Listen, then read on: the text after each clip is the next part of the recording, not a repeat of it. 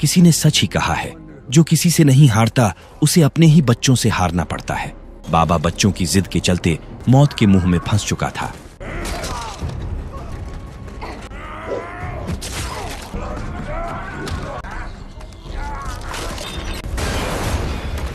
पिछले पार्ट में हमने गेदरबैक्स के उस मैसेज की झलक देखी थी जो पायान राज्य की एक लड़की तक पहुंचा था। ये मैसेज गेदरबैक्स ने 17 साल पहले भेजा था। इन सालों में टैमैक्टी जून ने जेरलामरेल और उसके बच्चों की खोज में पूरा राज्य छान डाला, लेकिन नाकाम रहा। विच फाइंडर की 20 साल की नौकरी अब खत्म होने वाली थी और नाकामी का मतलब मौत। रानी सिबेथ केन उसे माफ नहीं कर सकती थी, इसलिए उसे अपनी मौत खुद चुनने का आदेश दिया। मगर ठीक उसी वक्त रानी को गेदरबैक्स का मैसेज मिला और फैसला बदल गया। अब टैमैक्टी जून को नई मोहलत मिली जेरलामरेल और उसके बच्चों को पकड़ने की। टैमैक्टी जून ने जल्द ही अल्केनिक कबीले का ठिकाना ढूंढ लिया। उनके आने की खबर आग की तरह पूरे कबीले में फैल गई। मगरा ने तुरंत वो गुप्त पोटली निकाली जिसके अंदर कुछ ऐसा था जो पूरा खेल पलट सकता था। उधर गेदरबैक्स लोगों को भड़काने में लगा था ताकि वे बाबा के परिवार को विच फाइंडर्स को सौंपकर अपनी जान बचा ले और अपनी मां की मौत का बदला बाबा से ले सके। तभी कोफून उस पर झपट पड़ा और वे उसे बंदी बनाकर जंगल की ओर भाग निकले। बोउ लायन की मां ने समझदारी दिखाई और अपनी बेटी को बाबा के साथ भेज दिया। काफी दूर ले जाने के बाद कोफून ने गेदरबैक्स को छोड़ दिया और यही उनकी सबसे बड़ी गलती साबित होने वाली थी। थोड़ी ही देर बाद विच फाइंडर्स कबीले में पहुंच गए। टैमैक्टी जून ने उनसे जेरलामरेल के बच्चों को उसके हवाले करने की मांग की। तब बोउ लायन की मां ने हिम्मत दिखाई और कहा, हम शांति प्रिय लोग हैं, यहाँ कोई विचेज नहीं, किसी के पास दृष्टि नहीं। जो थे वे बहुत पहले ही जा चुके। लेकिन टैमैक्टी जून ने पलक झपकते ही उसकी आवाज हमेशा के लिए खामोश कर दी। टैमैक्टी जून ने आगे कहा, एक बार दृष्टि वालों ने लगभग दुनिया को खत्म ही कर दिया था, लेकिन अब नहीं, उनका नामो निशान धरती से मिटा दिया जाएगा। वो तब तक नहीं रुकने वाला था जब तक बच्चे उसके हाथ न लग जाते। तभी गेदरबैक्स वहां आ धमका और चिल्लाया, विचेस भाग रहे हैं, मेरे पीछे आओ। दूसरी तरफ वे नदी किनारे पहुंचे जहां एक नाव तैयार खड़ी थी। इसे बाबा ने जेरलामरेल के खिलौने से प्रेरित होकर बनाया था। उसे पहले से पता था कि एक दिन विच फाइंडर्स जरूर उन्हें ढूंढ निकालेंगे और तब ये नाव ही काम आएगी। सब लोग तुरंत उस पर सवार हुए और सफर शुरू कर दिया। लेकिन तब तक नदी के दोनों किनारों पर विच फाइंडर्स तैनात हो चुके थे। जरा सी आवाज भी उनकी लोकेशन उजागर कर देती, इसलिए सभी ने खामोशी ओढ़ ली। फिर भी टैमैक्टी जून ने नाव के चरमराने की हल्की आवाज पकड़ ली और एक सौदा पेश किया, या तो दोनों बच्चे रानी सिबेथ केन के सामने हाजिर हों, वरना अल्केनिक कबीले के सारे लोगों को मौत के घाट उतार दिया जाएगा। जब दूसरी तरफ से कोई जवाब नहीं मिला तो टैमैक्टी जून के सैनिक पानी में उतर आए। उनमें से एक जैसे ही नाव के पास पहुंचा, बाबा ने उसे खत्म कर दिया। मगर उसी पल उनकी लोकेशन उजागर हो गई। अगले ही क्षण विच फाइंडर्स ने भविष्यवद्रष्टा को दबोच लिया और मार डाला। फिर वे बारी बारी से नाव पर टूट पड़े। अर्का उन्हें रोकने की कोशिश में मारा गया। मगरा भी गंभीर रूप से घायल हो गई। किसी तरह बोउ लायन, कोफून और हनीवा ने डटकर मुकाबला किया। हनीवा ने तीर कमान से कई सैनिकों को ढेर कर दिया। आखिर में उसके पास सिर्फ एक तीर बचा और उसने वो गद्दार गेदरबैक्स पर चला दिया। इस बीच उनकी नाव गहरे पानी में बह गई और सब किसी तरह बचकर निकल गए। गुस्से में डूबे टैमैक्टी जून ने पहले गेदरबैक्स की रही सही कसर पूरी की और फिर पूरे कबीले को खत्म करने का आदेश दे दिया। ये खबर सीधे रानी तक पहुंची। विचेस अब भी हाथ से निकल चुके थे और उन्हें पकड़ने के लिए टैमैक्टी जून को और सैनिक चाहिए थे। लेकिन काउंसिल में इसका विरोध हुआ। बीते 20 सालों में एक भी विच नहीं मिला, जिसका मतलब दृष्टि का होना सिर्फ एक मिथक था। उनकी तलाश में खामखां सैनिक 20 सालों से अपने घर परिवार से दूर थे। शेर और भालुओं की वजह से जंगल में जाना नगरवास के लिए मुश्किल हो रही थी। उन सैनिकों की यहाँ जरूर। इस तलाश ने सिर्फ राज्य का खजाना ही खाली किया था। प्रजाजनों में ये भी फुसफुसाहट फैलने लगी थी कि रानी अपनी मनमानी सिर्फ इसलिए कर रही है ताकि अपने प्यार को जबरदस्ती हासिल कर सके। असल में रानी केन जेरलामरेल से मोहब्बत करती थी, लेकिन उसने उसे धोखा दिया, उसकी बहन की हत्या की और भाग निकला। अब धीरे धीरे लोगों को समझ आने लगा था कि जेरलामरेल को ढूंढने के लिए रानी विचेस की तलाश का बहाना बनाती आ रही है। लेकिन रानी थी बहुत अड़ियल, पूरा राज्य एक तरफ और उसका गुरूर एक तरफ। उधर विच फाइंडर्स को नदी को फॉलो करने में काफी मुश्किलों का सामना करना पड़ रहा था, जबकि बाबा और उसके लोग उनसे काफी दूर निकल चुके थे। फिर भी सब खामोश थे, क्योंकि ये आजादी उन्हें पूरे कबीले की बलि देकर मिली थी। इसी सन्नाटे के बीच पेरिस ने बच्चों को जेरलामरेल का आखिरी संदेश दिया, जिसमें लिखा था, मेरे प्यारे बच्चों, ये नदी तो बस एक शुरुआत है मेरे पास आने की। तुम्हारी लंबी यात्रा का पहला चरण। नदी के किनारे किनारे चलते रहना जब तक कि लैवेंडर रोड ना आ जाए। फिर लैवेंडर रोड का अनुसरण करना और वहां से ज्ञानोदय की सभा तक पहुंचना। वहीं मैं एक नया राज्य खड़ा करूंगा। अंधेरे की दुनिया में दृष्टि का प्रचार और प्रसार हमारी पहली प्राथमिकता होगी। इसे और किताबों से मिले ज्ञान के भंडार को हम मिलकर पूरी दुनिया के कोने कोने तक ले जाएंगे। जो देख सकते हैं वे मेरा अनुसरण करें। इस लेटर में बाकायदा उसका लोगो भी मौजूद था। हनीवा वहां जाने के लिए उत्साहित थी, लेकिन खतरा भी उतना ही बड़ा था। वे किसी सेफ जगह ढूंढकर नई शुरुआत कर सकते थे। जेरेलाम रेल के पास जाने में सबसे बड़ी मुश्किल ये थी कि उन्हें ये तक नहीं पता था कि लैवेंडर रोड कितनी दूरी पर है। हनीवा ने कहा, जेरेलाम रेल ने हमारे लिए संकेत छोड़े होंगे, हम वहां पहुंच सकते हैं। मगर उसकी मां इसके खिलाफ थी। आखिरकार उनके बीच वोट हुआ। न जाने वालों के पक्ष में 2 वोट पड़े, जबकि जाने वालों के पक्ष में 3, यानी पेरिस भी जाने के हक में थी। लेकिन एक सवाल जरूर उठता है, पेरिस शुरू से ही जेरेलाम रेल की इतनी पक्षधर क्यों थी? इसके पीछे की सच्चाई जानकर आप चौंक जाएंगे।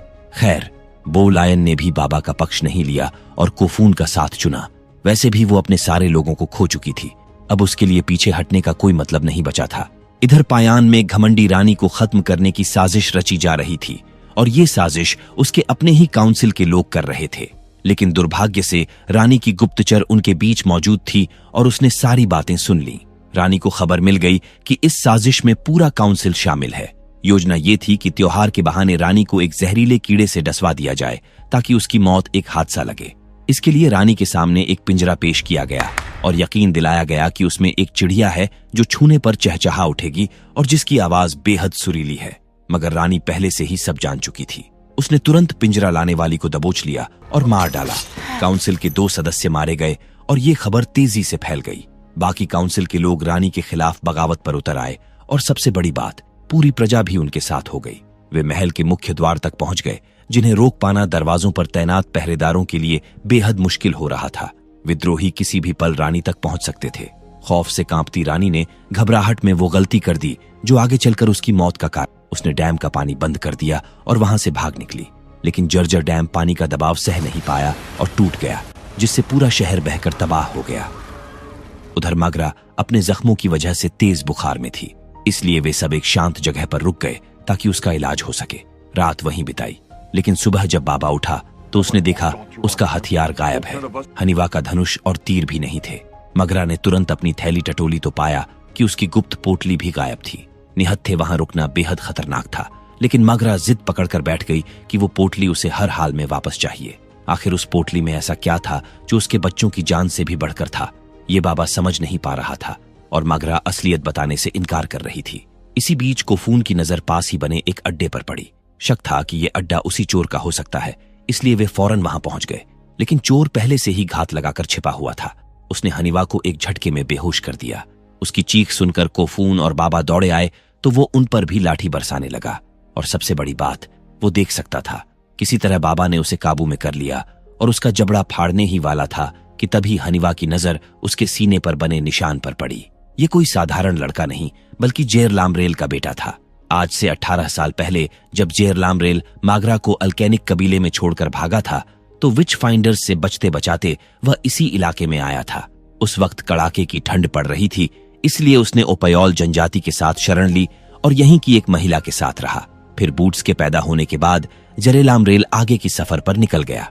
कुछ साल बाद जब ओपयोल जनजाति को बूट्स की असलियत पता चली कि वो देख सकता है, तो वे उससे जबरन चोरी चकारी करवाने लगे। तब से वो यही सब करता आ रहा है। उसने चोरी का सारा सामान हनीवा को लौटा दिया। इसके बाद जब वे सफर पर निकलने लगे तो हनीवा चचेरे भाई बूट्स को साथ ले जाने की जिद पर अड़ गई।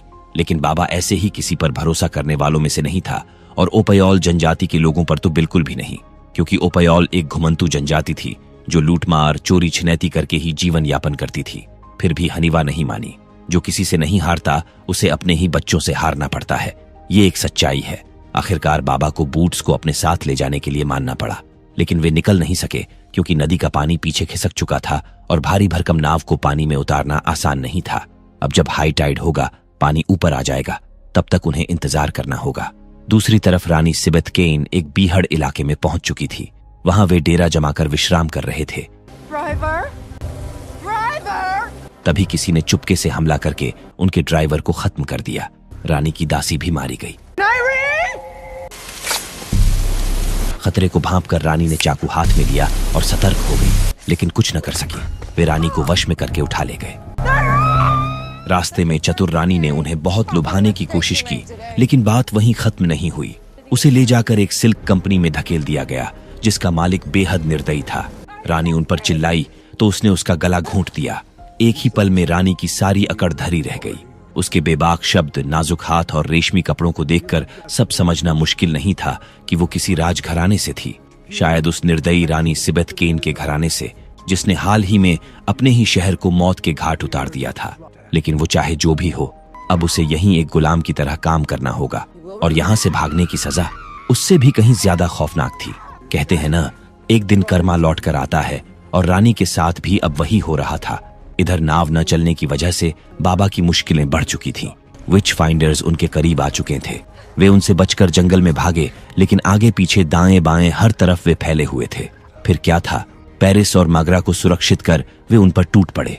आखिर ऐसा कब तक चलता रहेगा और वे कब तक भागने रहेंगे? यही सब सोचकर मागरा गायब हो गई। जब पेरिस को इसकी भनक लगी तो वो चिल्लाई। वह कहाँ चली गई, किसी को कुछ समझ ही आया। दरअसल वो टटोलते टटोलते टैमैक्टी जून के डेरे के पास जा पहुंची और चिल्लाकर पूछा, विच फाइंडर्स, क्या तुम मेरी आवाज पहचान रहे हो? टैमैक्टी जून को ये आवाज जानी पहचानी लगी। कोई ऐसा जिसकी मौत तो सालों पहले हो चुकी थी, और जब उसे असलियत पता चला तो वो नतमस्तक हो गया। उस पोटली वाली अंगूठी की झनकार सुनते ही टैमैक्टी जून समझ गया कि सामने राजकुमारी मागरा केन है। Princess Magra of the house of Kane. महान राजा वुल्फ केन की बेटी और रानी सिबेथ केन की छोटी बहन।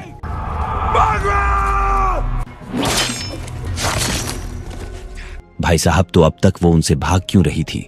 ये चीज पहले की बता दी होती तो शायद पूरा अल्केनिक कबीला बच जाता। लेकिन असली वजह यही थी कि मागरा अपनी बहन पर भरोसा ही नहीं कर सकती थी। सिबेथ पागलपन की हद तक सनकी थी। उसने अनगिनत लोगों को विचेस बताकर मौत के घाट उतार दिया था, और जब बात अपने परिवार पर आती तो अपनी जिद और रुतबे को बचाने के लिए वो अपने ही खून को खत्म करने से भी पीछे नहीं हटती। मागरा ये बात अच्छे से जानती थी। इसी डर की वजह से वो अब तक बच्चों को छिपाकर बचाती आ रही थी। तो वही टैमैक्टी जून के पास ढेरों सवाल थे। आज से 18 साल पहले रानी सिबेथ ने बताया था कि मागरा को मारकर जरेलामरेल भाग गया था। इसके पीछे की सच्चाई क्या थी? और क्या जरेलामरेल के बच्चे सच में मागरा के ही हैं? क्या दोनों बच्चों के पास दृष्टि है? मगर जवाब देने के लिए मागरा एक शर्त रखी कि उसके लोगों को बिना चोट पहुंचाए जिंदा यहां लाया जाए। टैमैक्टी जून इस शर्त को मानकर एक टुकड़ी को रवाना किया। उधर मागरा की तलाश में बाबा ने दुश्मनों की लाशें बिछा दी, लेकिन उसका कहीं भी पता नहीं चल सका। तभी खबर मिली कि वो विच फाइंडर्स के मुखिया के हाथों मारी गई है। बूट्स ने दावा किया कि उसने ये मंजर अपनी आंखों से देखा। मागरा खुद उनसे बात करने बीच में गई और फिर उन्होंने उसे मार डाला। यकीन करना मुश्किल था, लेकिन आंखों देखा सच नकारा भी नहीं जा सकता था। बूट्स ने मागरा की पोटली भी दी जो खून से सनी हुई थी। इससे पहले कि बाबा कोई निर्णय ले पाते, विच फाइंडर्स की एक और टुकड़ी वहां आ धमकी।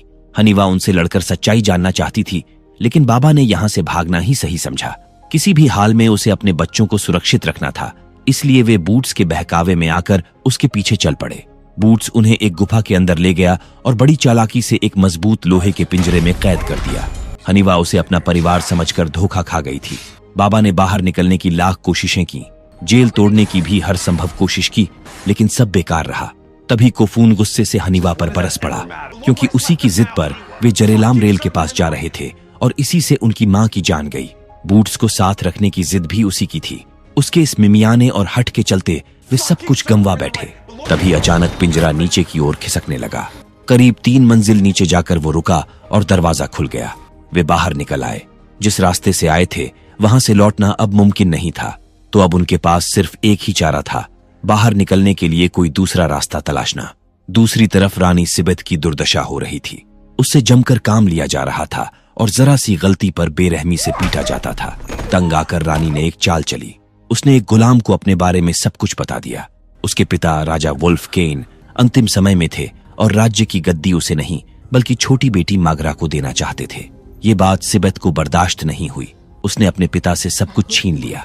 राजा जानता था कि अगर सिबेथ शासन करेगी तो सब कुछ बर्बाद कर देगी, इसलिए मरने से पहले उसने मागरा के कानों में कहा था, तुम शासन करो। जैसे जैसे मागरा बड़ी हुई, उसने गद्दी के लिए सिबेथ को चुनौती दी। काउंसिल के आधे लोग उसके साथ थे और उस वक्त सिर्फ एक वोट से तख्ता पलट सकता था। वो था टैमैक्टी जून का वोट, लेकिन जून ने सिबेथ का साथ दिया। मगरा हार गई और उसकी जान पर खतरा मंडराने लगा। मजबूर होकर उसे राज्य छोड़ना पड़ा, लेकिन जाते जाते उसने सिबेत से बदला लेने के लिए उसके सबसे चहेते साथी जरेलामरेल को फंसाया और साथ लेकर भाग गई। इसी खीज में सिबेत ने सभी दृष्टिवालों को विच घोषित कर दिया और विचेस ढूंढने की आड़ में वो जरेलामरेल को मरवाने के लिए पूरे राज्य का खजाना तक खाली करवा दिया। मगर न तो उसे जरेलामरेल मिला और न ही उसकी बहन मगरा। सच्चाई बताकर मगरा को लगा कि उसके लोग सुरक्षित छोड़ दिए जाएंगे, लेकिन तमाकती जुन के दिमाग में क्या चल रहा था ये कोई नहीं जानता था। इधर बाबा और बाकी लोग गुफा का पीछा करते करते काफी दूर जा पहुंचे थे। अचानक उन्हें आहट सुनाई दी और अगले ही पल उन पर हमला हो गया। किसी ने उन्हें जड़ी सूंघाकर बेहोश कर दिया। जब होश आया तो वो एक अंधेरी कोठरी में थे। बाहर निकलने का कोई रास्ता नहीं दिख रहा था। तभी वहां एक महिला आई जिसे बाबा ने दबोच लिया। महिला ने बताया कि वो उनकी मदद करने आई है, लेकिन इसके बदले उसे भी कुछ चाहिए। उसने कहा, इस गुफा के अंदर सदियों से एक जनजाति रहती आई है। उनका मानना है कि यहाँ आने वाला कभी ऊपर वापस नहीं जा सकता। अगर कोई जाता है तो उनकी जनजाति तबाह हो जाएगी, इसलिए वो किसी को भी लौटने नहीं देते। मैं तुम्हें बाहर निकलने का रास्ता बता दूंगी, लेकिन बदले में तुम्हें मेरे बेटे बूट्स को मारना होगा। उसी ने मुझे धोखे से यहाँ कैद किया था और इस एरिया से गुजरने वाले राहगीरों के साथ भी यही करता है। उसी ने तुम्हें फंसाया होगा। डीलिया ने बूट्स की कहानी बताई। उसके पिता जरेलामरेल उसके 1 साल का होने के बाद ही चले गए और फिर कभी लौटे नहीं।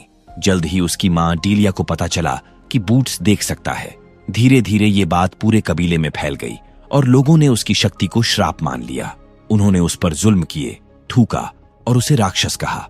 डीलिया ने रहम की भीख मांगकर उसे बचाया, लेकिन यातनाएं कभी रुकी नहीं।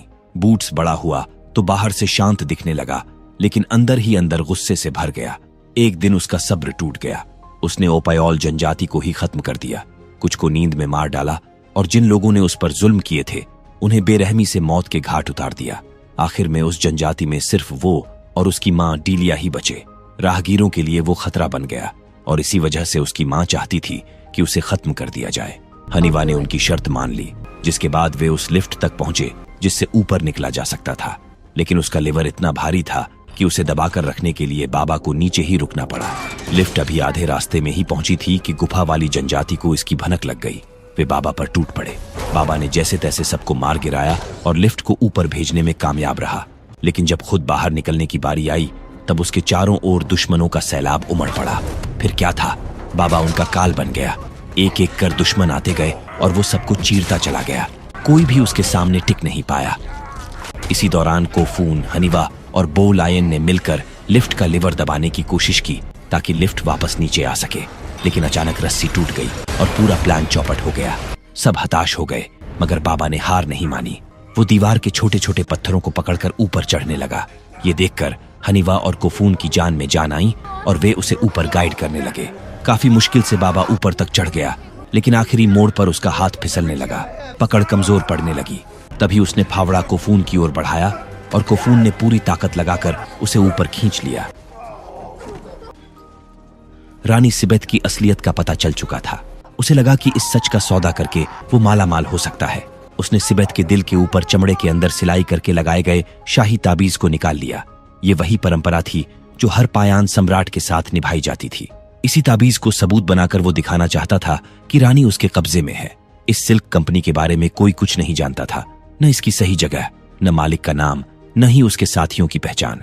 इतने दिनों तक कैद रहने के बाद भी सिबेत को उनके बारे में कुछ पता नहीं चल पाया था। उधर बूट्स को पकड़कर मगरा के सामने लाया गया। मगरा ने पहचान कर उसकी जान बचा ली। जब उसने बाबा और बाकी लोगों का हाल पूछा तो बूट्स ने सरासर झूठ बोल दिया कि लड़ाई के दौरान वो उससे बिछड़ गए और भाग निकले। इसी बीच तमाकटी जुन को एक संदेश मिला। संदेश भेजने वाले ने दावा किया कि रानी सिबेत उसके कब्जे में है। यकीन दिलाने के लिए उसने सिबेत का शाही ताबीज भी भेजा और फिरौती की रकम कहां पहुंचानी है वो जगह भी संदेश में था। इतने में बूट्स ने उन लोगों को देख लिया जो ये संदेश लाए थे। वो अब भी उनके बीच मौजूद थे। क्योंकि वे शैडोज थे, इसलिए उनकी आहट पकड़ना लगभग नामुमकिन था, लेकिन बूट्स की मदद से उन्हें काबू कर लिया गया। इसी के साथ बूट्स की असली सच्चाई भी सबके सामने आ गई। विच फाइंडर्स ने उसे जलाकर मारने की बात कही, लेकिन मागरा ने उन्हें ऐसा करने से रोक दिया।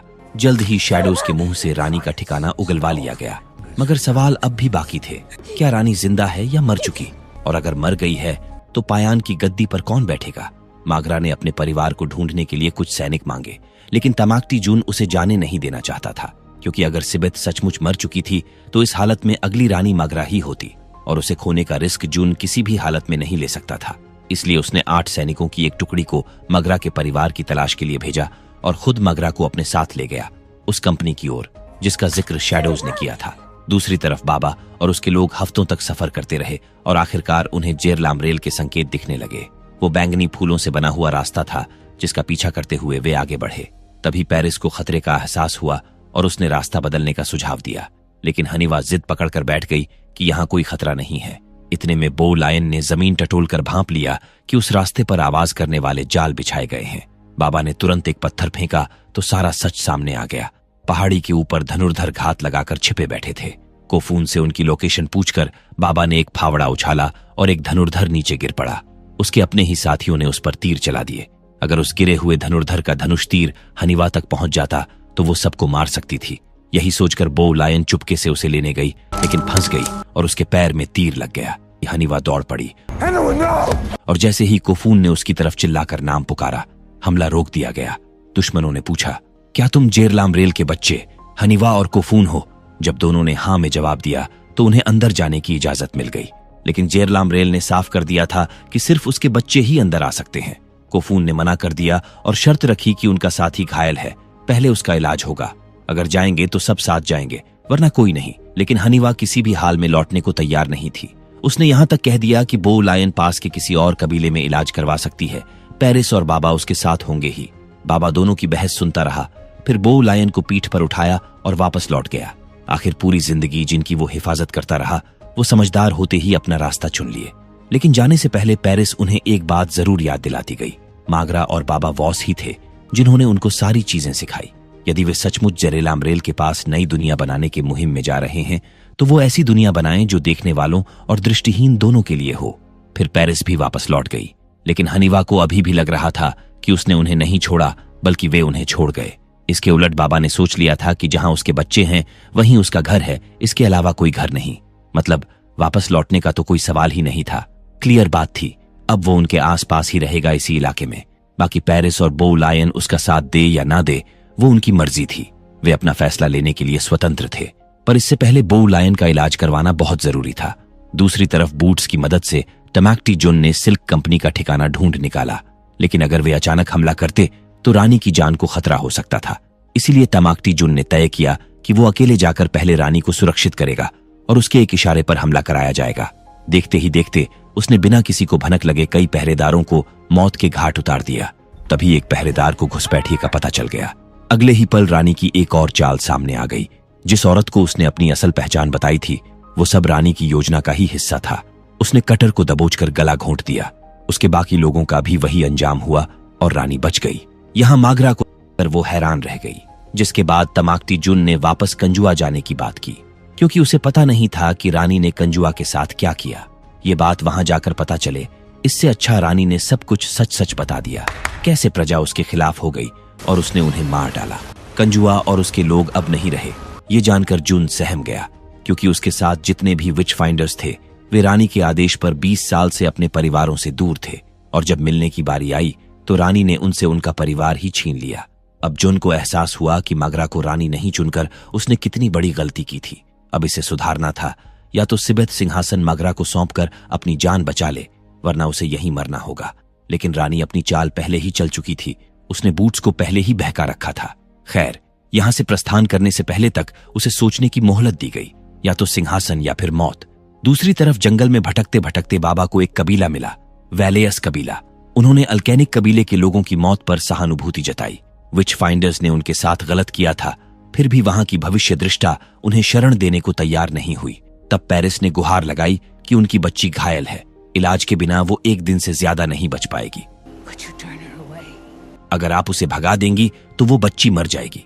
आखिरकार भविष्य दृष्टा ने थोड़ी रहम दिखाई और इस शर्त पर उसे शरण देने को राजी हुई कि बाबा और पेरिस उसे अकेले छोड़कर चले जाएंगे और फिर कभी वापस नहीं लौटेंगे। उन्होंने वैसा ही किया और जाते जाते बाबा कहता गया, हम तुम्हें कभी नहीं भूलेंगे लायन। खैर, बाबा का तो समझ आ रहा था कि पास्ट में उसने बहुत बुरे काम किए, इसलिए वो आज शायद अकेला रह गया। लेकिन उसे पेरिस पर हंसी आ रही थी कि उसने ऐसा क्या किया जो उसको ये सजा मिली। यही बात विचार करते हुए वे आगे निकल गए। उधर हनीवा और कोफून को अपने असली पिता से मिले एक दिन हो चुके थे। जरेलामरेल का ठिकाना एक पुराना जेल था जहां लाइट वगैरह की सारी सुविधाएं थीं। वहां जरेलामरेल के बहुत सारे बच्चे थे, जिनमें से बड़ा बेटा ओलोमेन प्रत्येक दिन कोयले के भाप से बिजली उत्पन्न करने का कार्य करता था। ये चीज काम कैसे करती है उसने कोफून को भी सिखाया, जो आगे चलकर उसके काम आने वाली है। वहां से कोफून अपने रूम की तरफ लौट रहा था, तभी उसने कुछ लोगों की आहट सुनी। कुल सैनिक वहां आए हुए थे बाबा वॉस के बच्चों की तलाश में। जरेलामरेल ने उन सैनिकों के जनरल ईडो से वादा किया था कि वो बाबा वॉस के बच्चों को उन्हें सौंप देगा, लेकिन जरेलामरेल ने उन्हें खबर नहीं दी, इसलिए वो अचानक यहां उन्हें लेने आ गए। और सबसे बड़ी बात, जरेलामरेल के ठिकाने के बाहर जो धनुर्धर तैनात थे वो जनरल ईडो के ही थे। उन्हीं से ये खबर ईडो को मिली थी। लेकिन सवाल ये था कि आखिर ये जनरल ईडो है कौन जो बाबा वॉस के बच्चों को पकड़ना चाहता है। खैर, बातचीत से पता चला कि वे ट्रिवांटास किंगडम के सैनिक थे। जरेलामरेल ने उनसे डरकर बाबा वॉस की बेटी हनीवा को देने के लिए मान गया। इससे पहले कि कोफून कुछ करता, ओलोमेन ने उसे मारकर बेहोश कर दिया। जब आंख खुली तो खुद को काल कोठरी में कैद पाया। इधर पेरिस को कोफून का बुरा आया, जिससे वो समझ गई कि उसके साथ कुछ गलत हो रहा है। वो चिल्लाते रह गया और वे उसकी बहन को बेहोश कर उठा ले गए। आखिर जरेलामरेल ने हनीवा को ट्रिवांटियंस को क्यों सौंप दिया, इसके पीछे एक बहुत बड़ी वजह थी। उधर रानी सिबेत के सोचने विचारने का समय खत्म हो चुका था। अब बस फैसले की बारी थी, लेकिन मामला उल्टा पड़ गया। सिबेत ने तमाक्टी जुन को उलझाए रखा और अचानक बूट्स ने उसके सीने में खंजर उतार दिया। तमाक्टी जुन की मौत के बाद सिबेत और मागरा दोनों की जान खतरे में पड़ गई, क्योंकि अब उन्हें उसकी सेना को जवाब देना था। लेकिन सिबेत पहले से ही सब कुछ सोच चुकी थी। रानी वहीं रहेगी और उसके शासन के अधीन ही मगरा को रहना होगा। उसने सैनिकों से झूठ कहा कि तमाक्टी जुन ने पुराने रिवाजों के अनुसार अपनी जान खुद ले ली। वो अपने राज्य और अपनी रानी के दिए कार्य जरेलामरेल को ढूंढने में विफल रहा, इसलिए उसने ऐसा किया। विफल होने पर खुद की जान लेने की परंपरा सदियों से चली आ रही है, इसलिए किसी को जरा भी शक नहीं हुआ। रानी सिबेत सैनिकों को अपने जाल में फंसाने में कामयाब रही और कंजुआ डैम के टूटने को देवताओं का कहर बता दिया। दूसरी तरफ जरेलामरेल कोफून को सब कुछ समझाता है कि उसने हनीवा के साथ ऐसा क्यों किया। दरअसल अगर वो ऐसा नहीं करता तो रानी सिबेत के विच फाइंडर्स कब का उन्हें खत्म कर चुके होते। उनसे बचने के लिए जरेलामरेल ने ट्रिवांटास किंगडम से समझौता किया था। ट्रिवांटियंस उसके ठिकाने की सुरक्षा करते थे, बदले में जरेलामरेल को उनकी बात माननी पड़ती थी। तभी कोफून उस पर अचानक हमला कर देता है और कहता है, तुमने अपनी ही बेटी को बेच दिया। जरेलामरेल को जल्द ही समझ आ गया कि वो कोफून पर लगाम नहीं लगा सकता, इसलिए उसने उसे खत्म करने का आदेश दे दिया। वे उसे जेल से बाहर ले गए, ऐसी जगह जहां से गण चलने की आवाज बच्चों को सुनाई न दे। फिर जैसे ही गण कोफून के सर पर रखी, बाबा आ गया। पलक झपकते ही उसने कोहराम मचा दिया। हनीवा को कौन ले गया ये जाने बिना वो लौटने वाला नहीं था। कोफून फौरन लाइट बंद करने चला गया। उधर जरेलामरेल को बाबा के आने की भनक लग चुकी थी। वो पुस्तकालय में छिपकर बैठा था ताकि बाबा उसकी स्मेल पहचान न सके। वहां की सारी किताबों से उसकी गंध आ रही थी। जब बाबा उसे ढूंढने में नाकाम रहा तो उसने पूछा, आखिर क्या वजह थी कि इतने सालों तक इंतजार करने के बाद तुमने अपनी ही बच्ची को किसी और के हवाले कर दिया। जिस पर जरेलामरेल ने कहा, मैं पूरी मानवता के लिए लड़ रहा हूं, इसमें छोटे मोटे बलिदान तो देने ही होंगे। बाबा आक्रोश में उफन पड़ा। दोनों के बीच हाथापाई शुरू हो गई। जरेलामरेल ने उसे बैट से पीट दिया। बाबा संभला और उसे दबोच लिया और उसे काबू कर उसका जबड़ा फाड़ने ही वाला था कि उससे पहले ही जरेलामरेल उसके पैर में चाकू घोंपकर भाग निकला। फिर गन लाया और बाबा को शूट कर दिया। इतने में लाइट चली गई। अंधेरे में जरेलामरेल की हालत खराब हो गई। वो भागने की कोशिश में नाकाम रहा। बाबा ने उसे दबोचा और उसकी दोनों आंखें फोड़ डाले। यहां से उन्हें पता चला कि हनीवा को ले जाने वाला कोई नहीं बल्कि ईडो वॉस था, बाबा वॉस का छोटा भाई और एक क्रूर जनरल जिसे बाबा से बदला लेना था। तो क्या बाबा ट्रिवांटियंस से हनीवा को बचा पाएगा? दूसरा सीजन पहले वाले से भी दमदार है। पहले एपिसोड से ही धुआंधार एक्शन है।